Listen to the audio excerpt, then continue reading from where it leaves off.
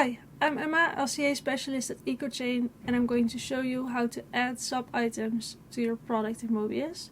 This is a video for beginning users of Mobius, and as an example I'm going to use the t-shirt demo, which is a workspace that you also have in your account, so you can actually use that workspace to practice. So in a previous video I created two products and I'm going to open one of them now. And as you can see, the inventory of this product is completely empty, there's nothing in there.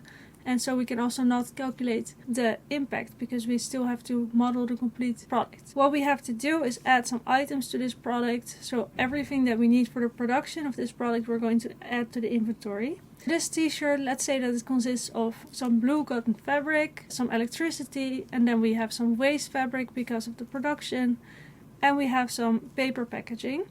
So let's go and model this now. We can add a sub-item by hovering over the line of our product and clicking on the plus that appears. So it says add new item. That's what we want to do. And when we click this, we actually get a detail panel on the side and we need to fill out some details for the new item that we want to add.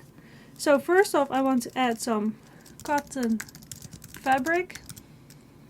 And as you can see, Mobius already suggests all kinds of items here that we might want to add. And these are all items that were created before. However, we need to add blue cotton fabric right now and we don't have that in Mobius yet. So you see all the suggestions disappear and now we're creating a new object to our product. You have to define the unit, in this case that's square meters, and we have, let's say, 0.6 square meters of cotton fabric. So I just added this item now and now you see one item in the inventory. But we need more. Actually what you see happening is that when I hover over both of the lines that we have now, I can add items to both of them.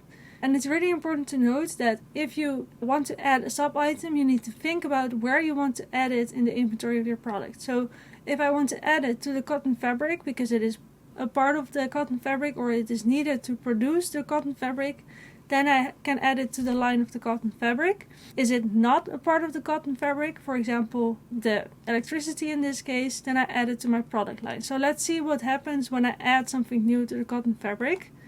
I click on the plus, I add, let's say, the waste fabric. This item already exists in Mobius, so the unit is already defined. I only have to fill out the amount, let's say 0.05 kilograms.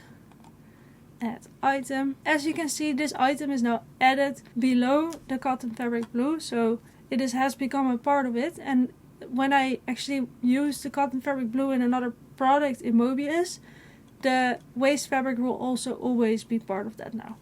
So that's how this works.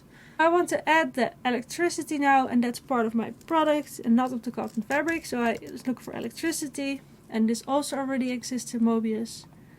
Let's say 0.6 kilowatt hours. Finally, I also need to add the paper packaging, which I don't have modeled yet because this is the first product that uses this material.